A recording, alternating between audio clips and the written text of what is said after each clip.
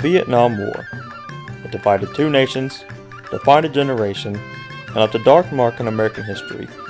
At least, that's one way of looking at it. The Vietnam War came during a critical point in America's history, and its aftermath can still be seen today in the faces of the men who served there, and in the way our modern society looks back at the Vietnam War. Since American combat troops arrived in Vietnam in 1965, there have been discussions, debates, and even fights about whether it was right or wrong for the U.S. to get involved in Vietnam. In the decades following the war, some people have changed their opinions, while others still hold fast to their initial beliefs about American involvement in the Vietnam War. Even the way the entire American society views the war has shifted. But it isn't just the U.S. that has changed since the war ended. The nation of Vietnam has also come a long way since, as the Vietnamese call it, the American War. Now, 50 years later, hear from the American men who were there, college students who are studying the war from a millennial perspective, and see a Vietnam entering the modern age as J. Austin Duke presents Apocalypse Then and Now. In 1965, Specialist Bobby Starnes arrived in Vietnam with the U.S. Army's 1st Infantry Division, one of the first American combat units to be sent to Vietnam. Bobby Starnes served in Vietnam from 1965 through 1966. 50 years later, his grandson, Austin Duke, a student from Middle Tennessee State University, arrived in Vietnam as part of a study abroad program with 4 other students, their professor, 7 Vietnam War veterans, and 2 other guests. For the next 14 days, this group traveled from one end of Vietnam to the other. During these 2 weeks, this film was made, in hotel rooms and in the streets and jungles of Vietnam. The first American combat troops arrived in Vietnam in 1965 after the Gulf of Tonkin Resolution gave President Lyndon B. Johnson the authority to increase American involvement in Vietnam. This marked what would be seen as the real beginning of what is known in America as the Vietnam War. When this war started, most Americans couldn't find Vietnam on a map, but soon, this corner of Southeast Asia would make the news as many young men were sent there. Bobby Starnes, a native of rural Tennessee, was one of these men sent to a strange country 9,000 miles from home. Another was a young man from Massachusetts named Steve Badger. My name is Stephen Badger. I'm from Weymouth, Massachusetts. The only thing I can tell you that I knew about the war is it wasn't good. And that's why I enlisted, because I knew my time was going to be coming up to be drafted. I joined on my own. I volunteered. 1965, I went into the Army. I was 21. Majority of my time in Vietnam was located in Dong Ha. I did spend some time in Pleiku and also Phu Bai. My job in the military, I was a United States Army. The MOS was 67B-20, which was an aircraft, single-engine aircraft mechanic and crew chief. Early on in the war, I don't recall too much feeling, people feeling too much about the war early on. It was after I came over here and spent time here, I noticed a change in the attitudes. The conflict wore on, and the public began to slowly become more aware of the war in Vietnam and its progress. More men were drafted while others volunteered to serve. In Texas, men such as Ed McClure and Ed Steitler joined with no idea of what was in store for them in this far-off land. Okay, my name is Edward Don McClure. Ed McClure is what I go by. I'm 67 years old. I'm from Lubbock, Texas. During the early parts of the war, I think people were sympathetic to the cause. You know, they thought it was a necessary thing that we needed to do to help Vietnam, South Vietnam, through their struggle. I don't know why we needed to be a part of that, but evidently the higher-ups thought that's where we needed to be, and that's where we went. I was drafted into the Army. I spent my basic training in El Paso, Texas, at Fort Bliss. I was there for a little over 8 weeks. And then I came home for, I think, a week of leave, and then I was sent to Fort Gordon, Georgia, where I started my AIT training. I believe that stands for Advanced Infantry Training. I served from March of 1968 until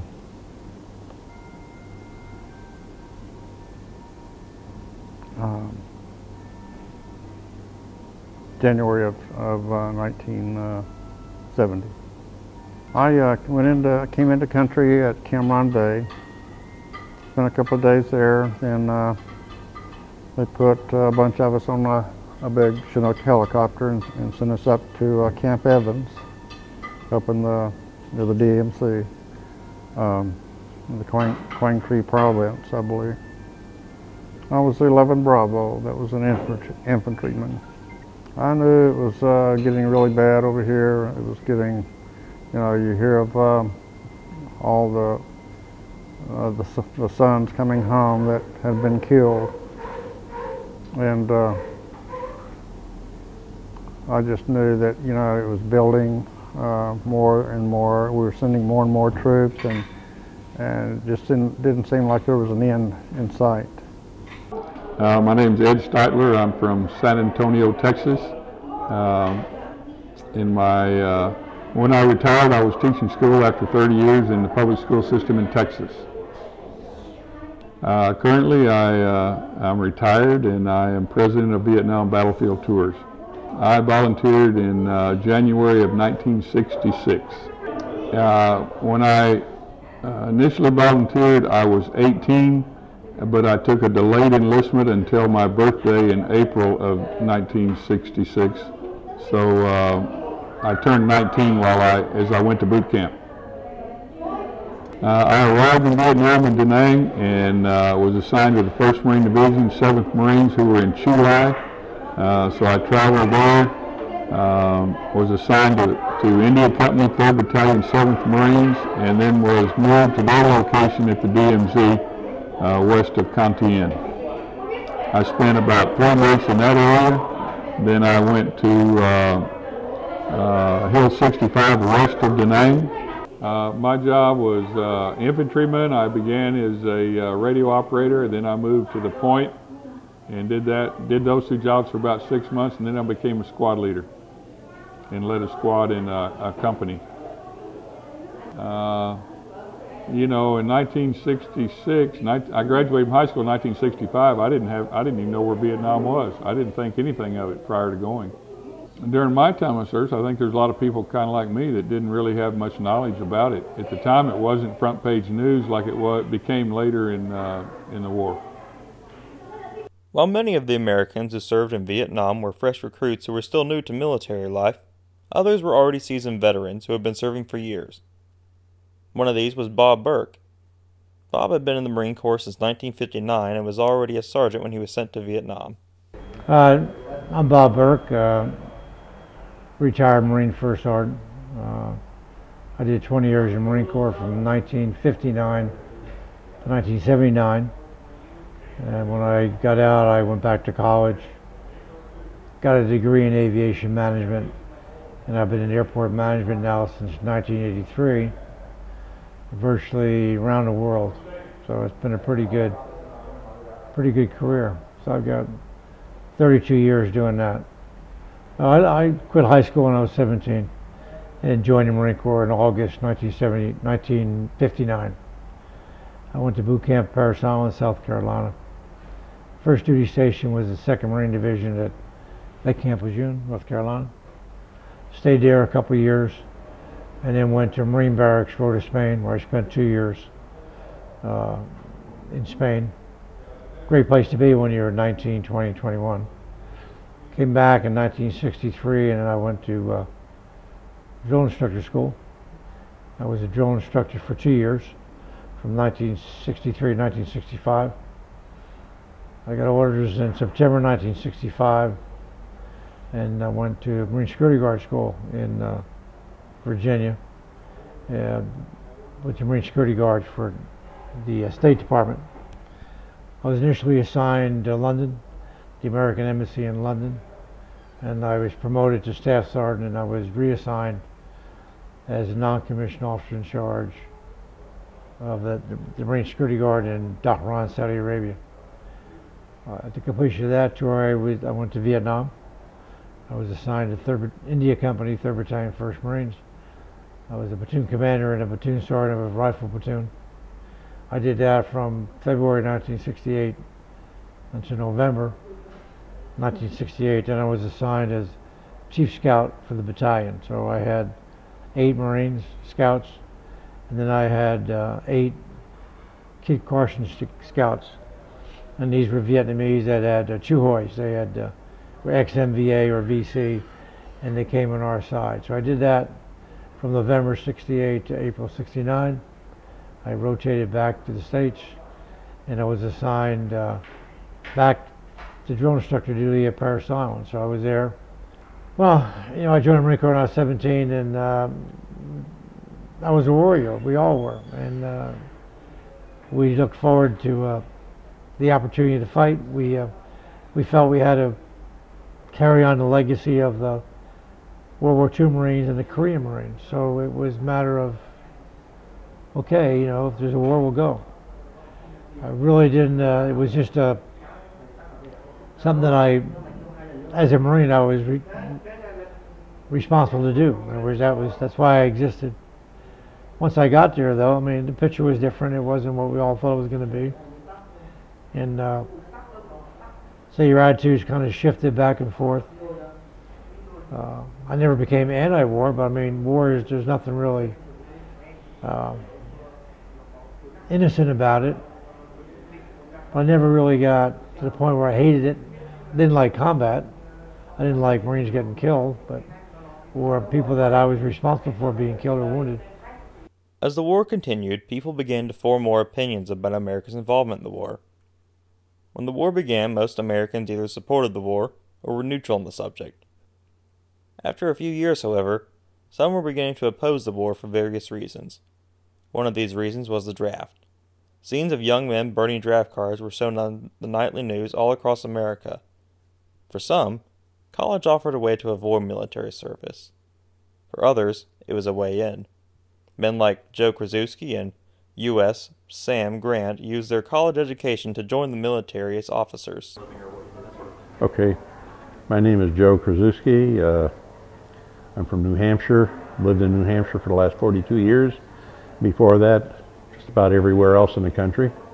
I'm retired, former state legislator, and I spent 40-some years of my career in microelectronics and military microelectronics. And my military career was, I was in ROTC back in the early 60s. I started off in 61 and got my commissioned and did my basic, went to summer camps every year, and I joined the 82nd Airborne.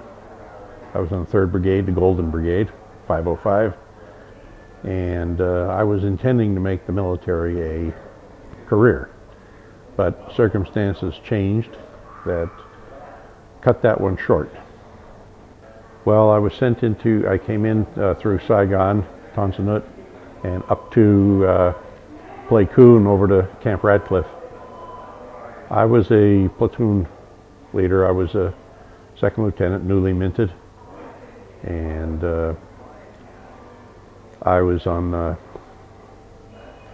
Alpha Company. I was attached to the 1st Cav because I actually volunteered to come over. I thought it was, to make a military a career, you do have to have a certain amount of combat time, and I wanted to get my ticket punched at that. I didn't know that much about Vietnam at the time, but when I did research into it, it looked to me like it was a fight of keeping communism and the domino theory out of Southeast Asia. I don't believe, there weren't a lot of people who were that concerned about it. There were some campus activists, but not many. And my hometown, they were all very much pro-military. I came from a small town in Pennsylvania, and in fact, I never saw any anti-war sentiments there in my hometown, a couple of neighboring towns, and it really didn't start taking off until after I got back. I was only in I was wounded in 1966, February 7th. We were going on a recon patrol and we were ambushed and mortar rounds were fired into us, and a mortar round got me and killed my first sergeant. Sergeant, of all people, Little, but he was not Little. Sergeant Wallace Little. He was one of my mentors. I took the advice of a lot of people and listen to your sergeants. They will keep you alive. And I was choppered out of there. It was north of Camp Radcliffe. I think it was 25 or 35 clicks north in the Five Fingers area, near the Crow's Foot. That's what they called it at the time. And if you look on a contour map, you will actually see an area there with looks like 5 fingers on a hand. And I got flown back, and I had several puncture wounds in my intestines.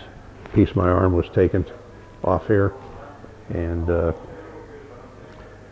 problem wasn't so much the wounds, it was I had to have a surgery because I had a few inches of my intestine taken out, but I was told later, I was delirious, I didn't remember much of it, but that I got a serious infection, and it drove my temperature, as they said, in excess of 105, and I was in and out of reality for a while.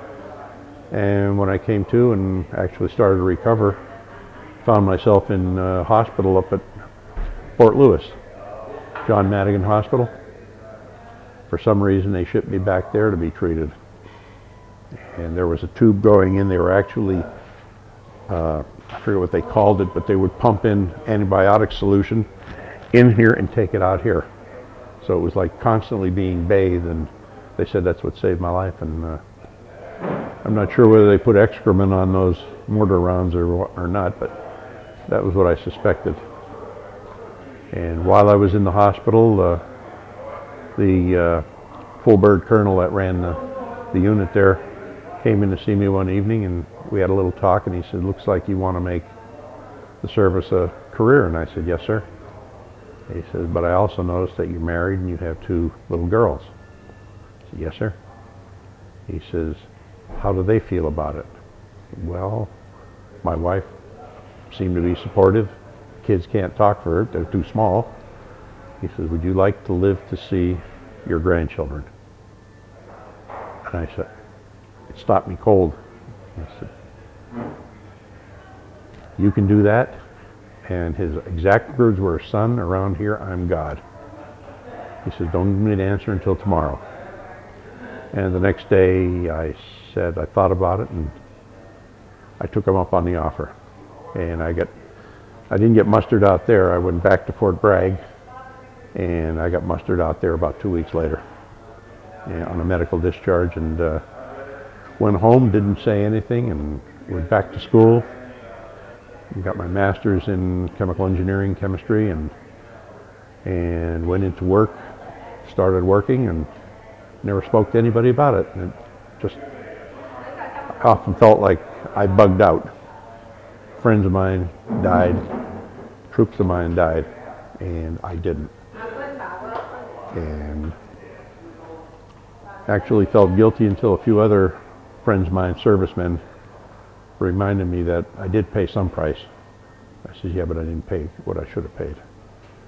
And that was the end of my military career, and I didn't go back for a reunion until I went back in '84 to Fort Bragg for a Volant rodeo and a reunion of my group there, and actually never talked very much about it. It's only been in the last couple of years now. And several Marines that were in the house, state house with me, Colonel Gary Lambert, Colonel Wes Schuler. In fact, Gary is the one who convinced me to run, and Wes was the one who convinced me to come over here on this trip. And he named the people and who the group was. And I'm very happy that I did. And that's about it. I'm Sam Grant. Actually, my name is U.S. Grant Jr. Sam is purely a nickname. I was born in San Antonio, Texas, and I presently live in Sun City, which is in Georgetown, Texas. When I graduated from the University of Texas, I graduated with a degree in mathematics and also a minor in education. So I taught school for a year.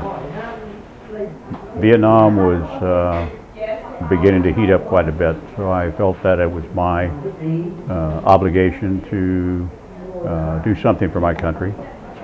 So I wandered up to a Navy recruiting officer in Austin, and when he saw that I was wearing glasses, he said that I could be a non-line officer, supply, intelligence, that type of thing.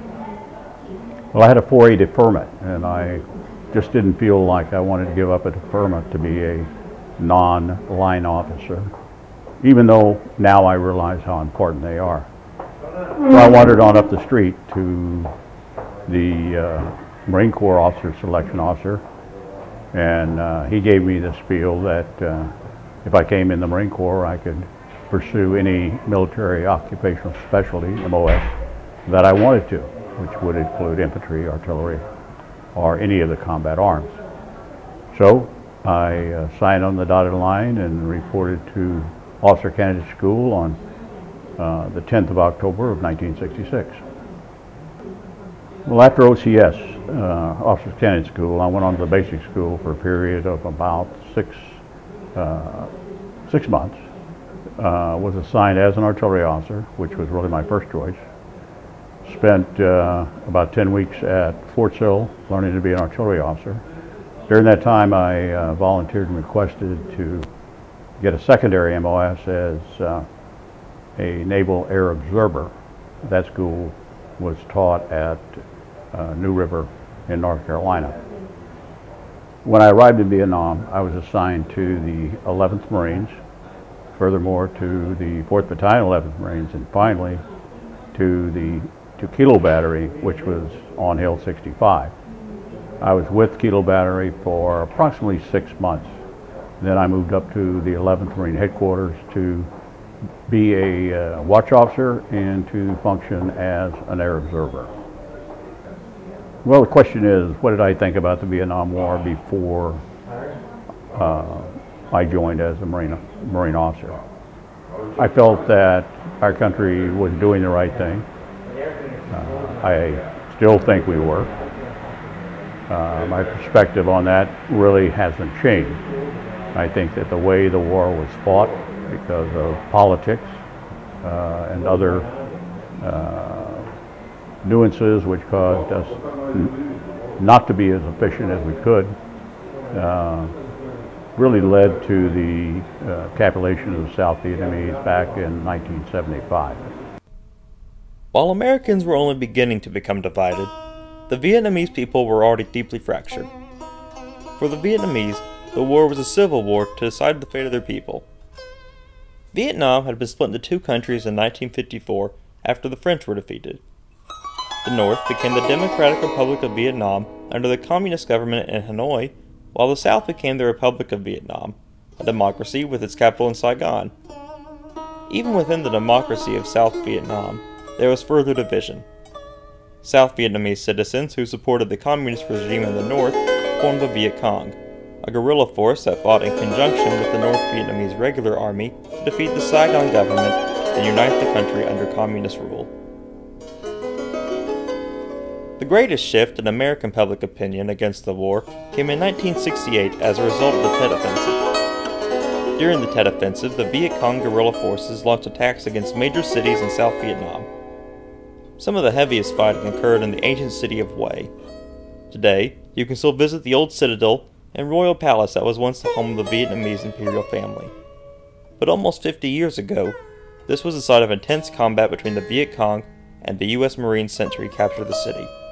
Today, there are still remnants of this battle, such as bullet holes in the citadel wall and bomb craters in the palace complex. The Tet Offensive effectively failed for the communist forces and their goal of starting a popular rebellion in the cities. The South Vietnamese and U.S. forces eliminated the Viet Cong as an effective fighting force. Although the military battle was won, the battle for public opinion was not. Throughout the long months of the Tet Offensive, American television sets brought the violence and carnage of the battlefield to the living room. The media betrayed the war in a way which has really never been done before.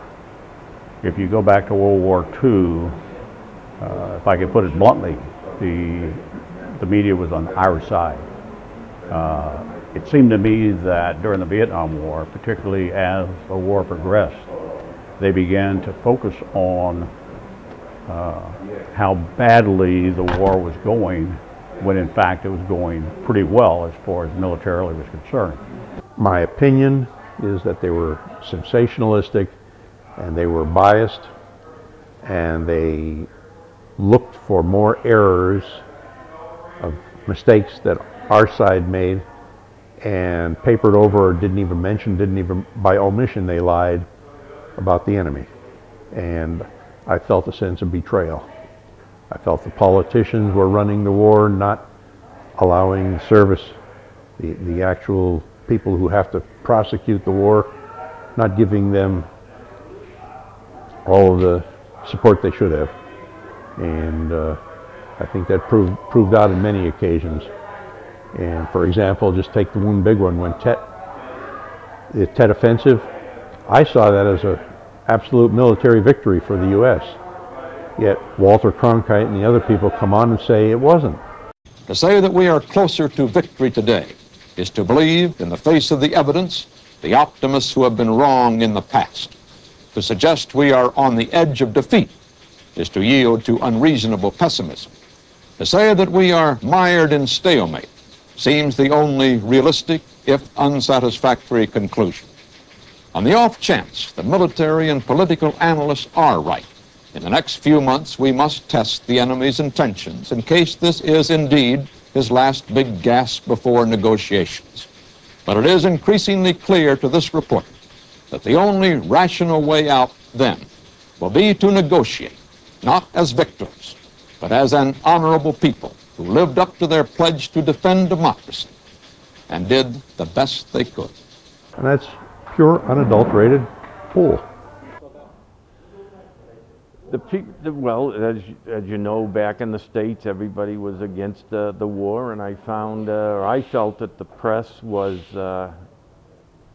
amplifying a lot of the United States tragedies involved in the war. Well, they focused on, they would show our casualties. Well, they would show their casualties, the people, you know, MVA or the VC. They would show our mistakes when there was a collateral damage incident where some civilians were killed, but they never told the whole story. And then they embellished it to say what they felt was newsworthy, I guess, for want of a better term. I don't think they did it. I mean, there was a lot of misinformation and stuff, but from our perspective in the field, that I don't think they did us justice. I think the war gradually, with the reporting of the media, became an ally of the North Vietnamese. From that point on, American support for the war declined.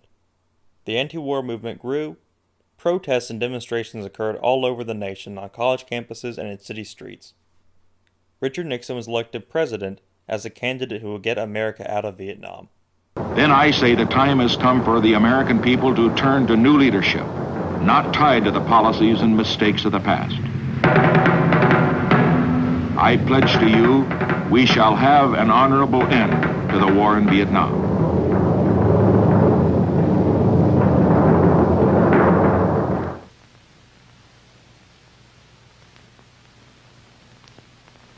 This time, vote like your whole world depended on it. But the anti-war movement was small in comparison to the rest of the American population. By the end of the 1960s, most Americans had simply lost interest in the war. This was the cultural environment that existed when Doug Woods joined the Marine Corps. My name is Doug Woods. I am a retired United States Marine. I currently live in Eugene, Oregon. As I neared the end of high school, I received my draft classification, which was 1A. And I was not going to allow myself to be drafted, so I enlisted in the United States Marine Corps right out of high school, which was in July 1968. My entire tour was spent with the Marine helicopter air group, Marine Aircraft Group 16 at Marble Mountain Air Facility, which was about 4 to 5 miles southeast of Da Nang, South Vietnam. The job I had was, in boot camp, I had taken an optional test to find out what occupational specialty the Marine Corps wanted to place me in. All during my training, I expected to be a Marine infantryman. On the night I graduated, I was told I was going to be a Marine Corps military journalist. So my job when I came to Vietnam in October 1969, I was a Marine Corps combat correspondent with the MAG-16. My job at Marble Mountain Air Facility at MAG-16 was to write stories about the combat exploits of the pilots and crew chiefs on the helicopters at our base. And also, when I was able to fly with them, I was able to take many pictures of the activities of the Marine air crews in the helicopters. My feelings about the war before I came here were I totally supported it, totally believed in the aims that we would need to defeat the communist attempt to take over South Vietnam, because if we didn't stop them in South Vietnam, they would then take Cambodia, Thailand, Burma, Indonesia, probably invade Australia, and eventually, they might be coming ashore at San Francisco or Cannon Beach, Oregon. So I totally supported the war. I guess that was one of the surprises for me, was after I got out of boot camp and was still stateside before I came to Vietnam, most people, I don't think really, by that time, 1968, 69 through 70, I don't think the majority of Americans really cared that much about the war. It had dragged on for so long, and by 1969 we'd begun the pullouts. And so the American involvement was winding down when I was here. And I think the vast majority of the people in the States were of the opinion, hey, let's cut our losses and move on. In the early 1970s, Americans were tired of the war. Many became even more frustrated when Richard Nixon authorized an incursion into Cambodia in 1970. For the past 5 years, as indicated on this map that you see here, North Vietnam has occupied military sanctuaries all along the Cambodian frontier with South Vietnam. Some of these extend up to 20 miles into Cambodia. The sanctuaries are in red, and as you note, they are on both sides of the border.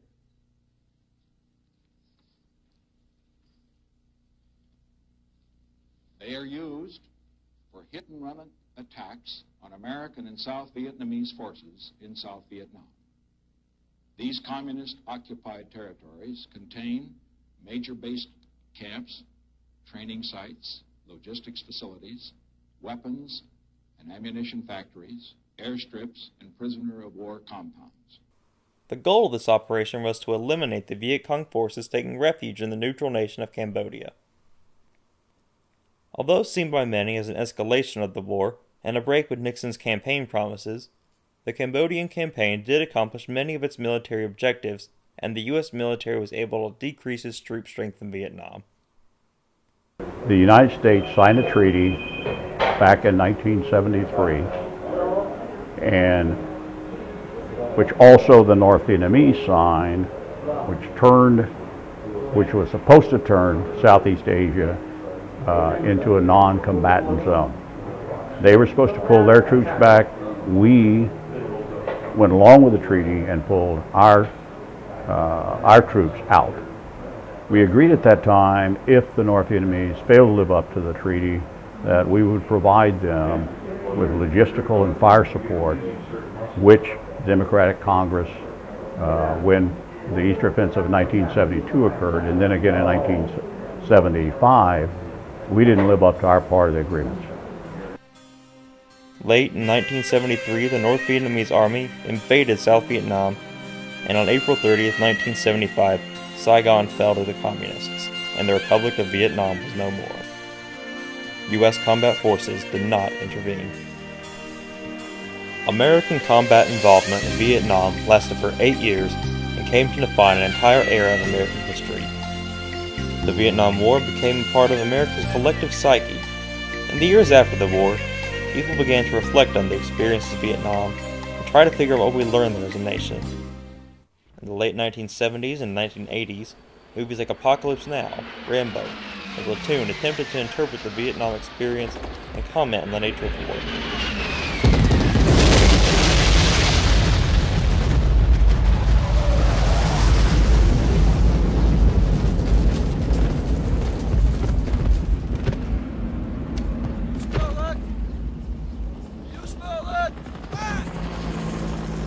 Son, nothing else in the world smells like that.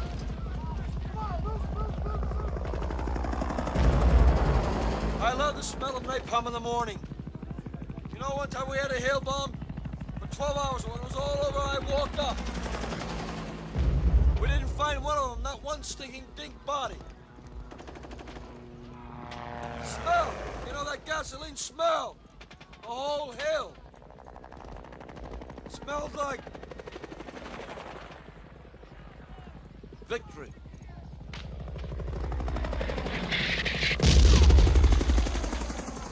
Someday this war's gonna end.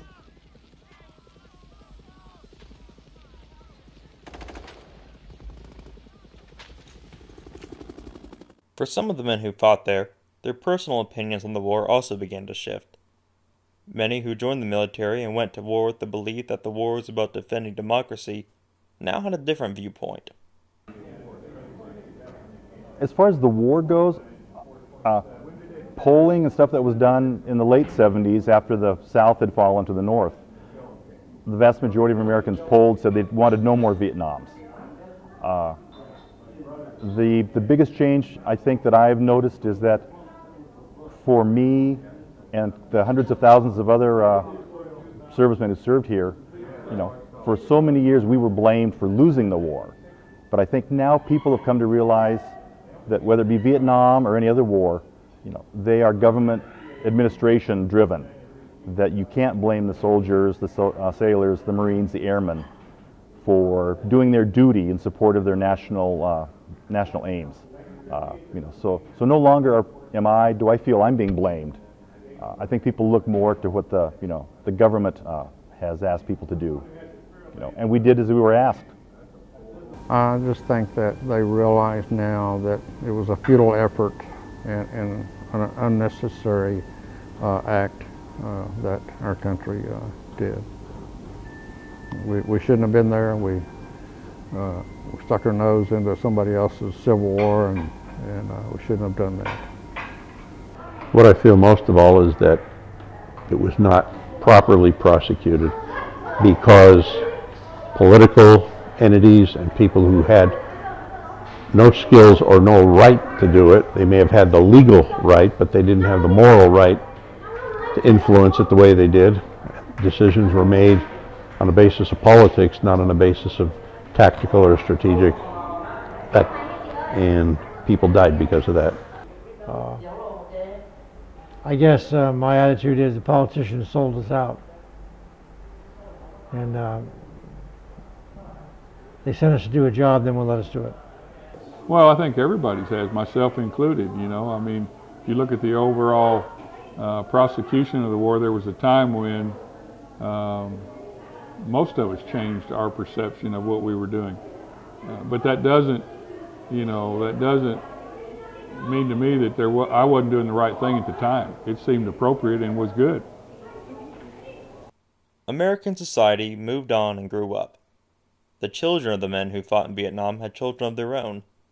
To this millennial generation, the Vietnam War was something that their parents and grandparents did before they were even born. My name is Nathan Avelt. I'm being interviewed a few months after the second trip that I took to Vietnam studying under Dr. Frisbee. I'm a history major in my senior year. I'm Jonathan Essef. I am a history major here at MTSU. My name is Sean Martin. I'm a senior at MTSU in sociology. Other than any relatives they had who fought in the war, the only awareness this generation has of the Vietnam War comes from school and the media. The younger generation I don't know if they know that much about it anymore. And an example on that was when I was here last year, I took a picture of Ho Chi Minh Mausoleum, and I had a person at work actually ask me who Ho Chi Minh was. To be honest, in like elementary school, I learned the Vietnam War happened, and I learned little snippets about people who protested the war, but about the war itself, I learned like next to nothing. Like how it was fought, who fought in it, and why, and like the duration of the war and its impact, not just at home front, but across the world on our international relations. And that's kind of a shame. I think in my high school years, I was taught, ironically, like more like the opposite direction. The old idea, well, the military was betrayed and it had its hands tied behind its back, and that's why it lost. And you know, those hippies were burning the flags, and that was so disgraceful. But in the end, honestly, I feel that both those approaches were simplistic in their own ways, and what both of these trips really helped do for me was find a middle ground and a more complete understanding of the war. Basically, all I knew was from the movies. I mean, all the good ones, you know, you got Platoon and Forrest Gump. And so that's why the big reason I wanted to go, because I knew I was ignorant of what really went on. I wanted to get a first-hand experience. I thought that would be the best way to do it. It's been taught in schools. I mean, it's something that we tend to, we glimpse over. I mean, there were so many things that happened out of the fallout of that whole entire conflict that, you know, it masks it. We mask a lot of things with the Watergate scandal. You know, a lot of McNamara's papers that have come out and the statements that have been recorded down that we're just hearing about now is just highly pivotal information that nobody even knew about. And so, you know, going through school, you know, you very rarely get to see any portion of something that puts a chink in the United States armor of nationalism. We've really closed ourselves off to anything that shows truth to what really has happened. I mean, I never knew the statistics of how much ammunition and how much supplies we were already sending over there prior to the war. That was never taught to me. I mean, I learned that going there and seeing it. So, you know, we have a lot to make up for some days. My personal experience with it, that's the tail end of your history classes. You may get to that, and you may not. So you don't really get a good explanation of what really happened and the good details. So that's why I considered myself ignorant, because I really didn't know, and I wanted to go and find out. Just as the U.S. has moved on and changed since the war, so has Vietnam. Since 1975, Vietnam has been united under the communist government in Hanoi. Images of communism can be seen all over the country in the forms of flags, posters, and monuments to communist victories in the war. Although the government is officially a communist regime, for most Vietnamese citizens, the effects of communism stop at flag waving and parades. For the most part, the government stays out of people's lives and leaves them to run their businesses and make money how they want. I've met a lot of people, and they seem to be happy now with their status quo. They're very aggressive as far as restructuring and rebuilding the economy and their country, and it's looking really good. With the way things are going in Vietnam, something tells me there is going to be an inevitable parting of the ways in the near future. The young people of Vietnam, they're not going to be able to tolerate, you know, having their lives dictated by an older, outdated, Leninist, militarist thinking. You know, the simple realities of globalization are in the process of eroding the foundation of communist ideology. I mean, statistically speaking, more Vietnamese people believe in the value of capitalism than Americans do. I mean, it's a fact. USA Today, I conducted a study on this. The way the Vietnamese people look back at the war differs from the American perspective. Well, there's so many people here, and the population has just gone skyrocketed. I don't think they dwell on it. I think they realized it was a bad situation, a bad thing that happened in history, but it's time to move on, and they have. They seem to put it behind them. Americans, on the other hand, some of them are whiners. I mean, let's cut right to the chase. And they maybe, I don't know, you get some guys that say, I won't go back because the country's this or that. Fine, don't go back. But if but when they do come back, they get a different perspective. Americans can't.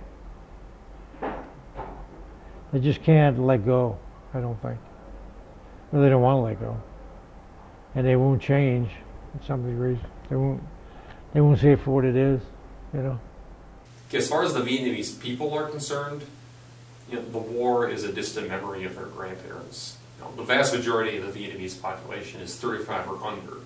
So the people you see in the streets as you walk through Hue or Hanoi or Saigon, they have no memories whatsoever of war or of foreign occupation or foreign interference. And honestly, they say people who lose wars have long memories, and that, I believe, honestly, is why we remember the Vietnam War so acutely and so painfully, because it was a genuine, horrific loss. And we don't like to repeat losses like that, so that's why we've made so many films about it. That's why we've studied it so intensely. That's why we've argued about it so vehemently. I don't think they look back. I think they're forward-looking people. They've been in conflict their whole existence, and they're very stoic, but they're very positive and tend to look forward.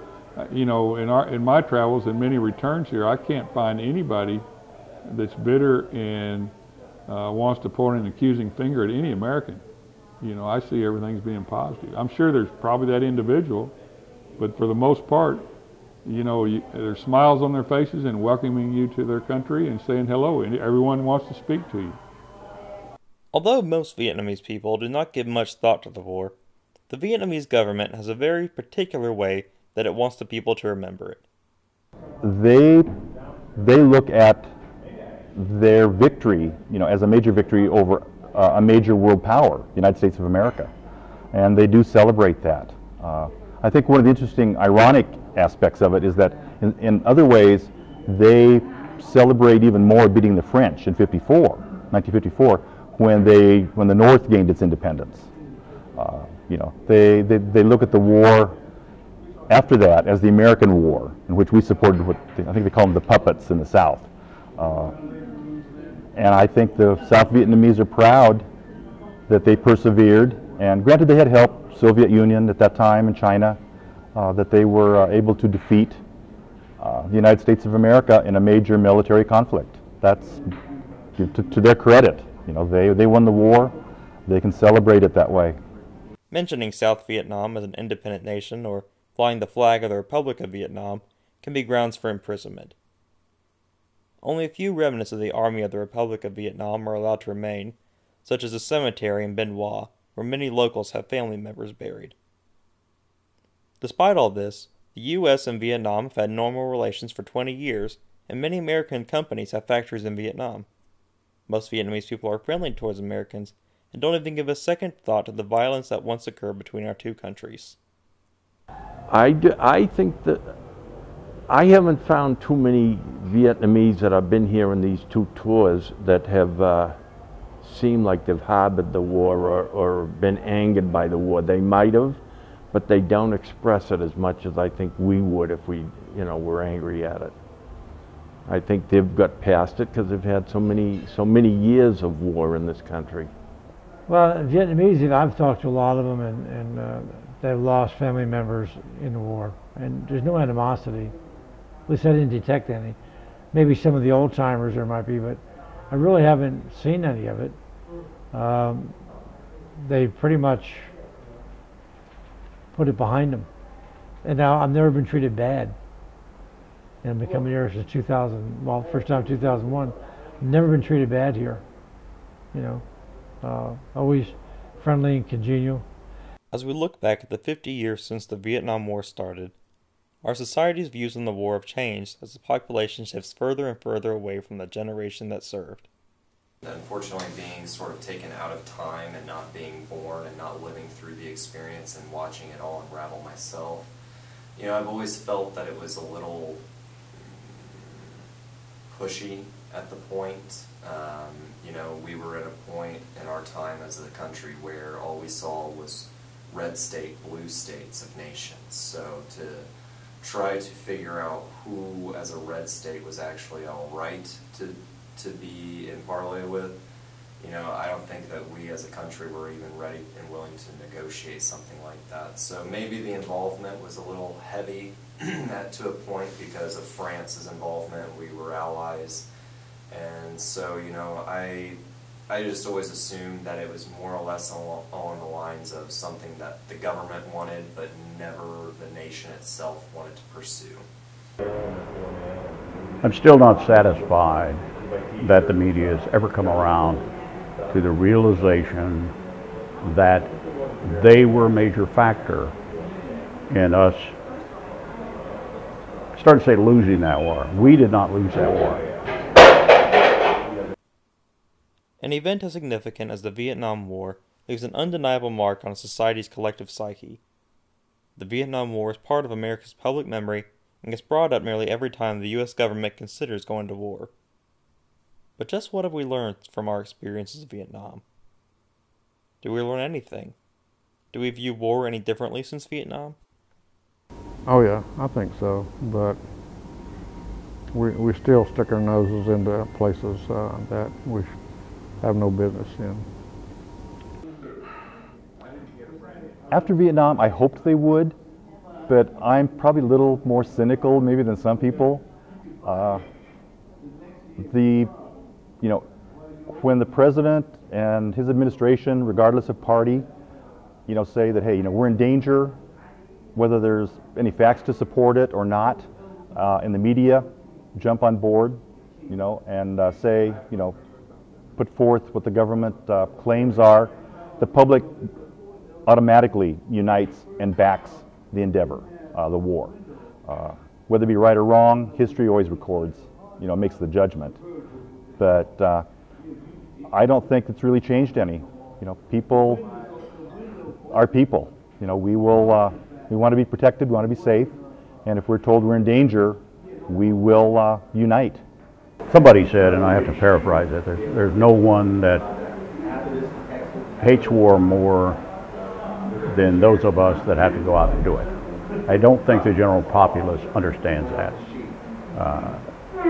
I know we're doing a lot right now and make a big show, rightfully so, the return of our veterans from Iraq and from Afghanistan and other zones, but to be perfectly honest, we have not fought a war by definition since World War II. There are police actions, there's support, etc. So I don't think since World War II the American people really understand what the war is about, because it's all been over there. They've made no sacrifices other than the lives of their sons and daughters. But there is no rubber rationing, there's no meatless Fridays, there's no all those things that brought war to the attention of the American people. It's just not in their focus. Yes, I do. I think, and it's even after 9/11, I think has changed a lot of people's outlook on the wars. Well, if you were there, yeah, you view it as, what a waste. I mean, you're proud of what you did, but would you want to repeat it? No, probably not. Would you do it again? Probably. Because it's probably, my experience with, it's the best, and brings out the best and worst in people. It brings out the best in the sense that the camaraderie, the togetherness, unit integrity, and then the negatives. Some people go off the deep edge, and there's atrocities. But there's atrocities in all wars, and I think in proportion, Vietnam didn't have as many as, let's say, World War II. I'm not sure that it's portrayed either way. You know, my opinion is that Vietnam taught us a lesson, and today we're doing the same things, and so the lesson's not being heeded. You know, whether the media is picking that up, and I'm sure they are making that comparison, it could be made, and the lesson's already been learned. I think a lot of the views of most people about war are unrealistic now. Other than people who have actually been under fire in the services, they don't have a good assessment of what war really is. And that's why a lot of them react when they see a newsreel show of us. For example, today a single Saudi airplane with F-16 was shot down. They're making such a big fuss about it. It's war. That happens. If you're going in to bomb a place with a certain number of planes, something might be lost along the way. It's not miraculous. It happens. So they're not realistic about it. Those who served in Vietnam are leaving us quicker than we realize. Bobby Starnes passed away in 2004, and each day a few more Vietnam veterans join him. Soon, the veterans of Vietnam will go the way of the veterans of the American Civil War and World War I, and there will be no more time to record first-hand accounts of the war. But the experiences of the Vietnam War are already part of our nation's public memory. They are part of who we are as Americans and cannot be forgotten. It is up to present and future generations to make sure that the lessons of Vietnam are not wasted, so that we can prevent what seemed like an apocalypse then from happening now.